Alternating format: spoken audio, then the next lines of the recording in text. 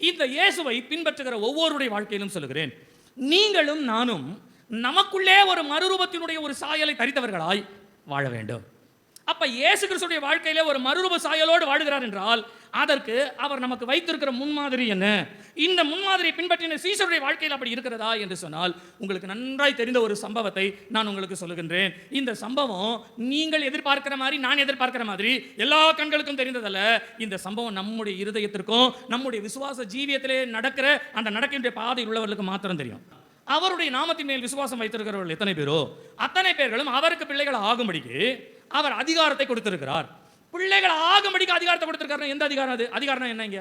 அதிகாரம்னு சொன்னாலே நமக்கு உடனே ஞாபகம் வருது ஏதோ அந்தகாரத்தினுடைய ஆவிகளை துரத்தி, அசுத்த ஆவிகளை துரத்து, அதனுடைய அதிகாரம் என்று அது ஒரு அதிகாரம் இருக்கிறது, இல்லை என்று சொல்ல வேண்டாம், அது ஒரு அதிகாரம் இருக்கிறது. ஆனால் என்னை பொறுத்தவரையில் இந்த வசனத்தை வாசிக்கும் பொழுது நான் இதை இப்படி அதிகாரமாக வாசிக்கிறேன். என்னவென்றால், இயேசு எப்படி பரலோகத்திலிருந்து இந்த உலகத்தில் பிறந்து அவருக்குள்ளே நித்திய ஜீவன் என்கின்ற ஒரு ஜீவனை வைத்திருக்கிறாரோ அந்த ஜீவனுக்குரிய அதிகாரம் என்பது உங்களுக்கும் உண்டு, எனக்கும் உண்டு.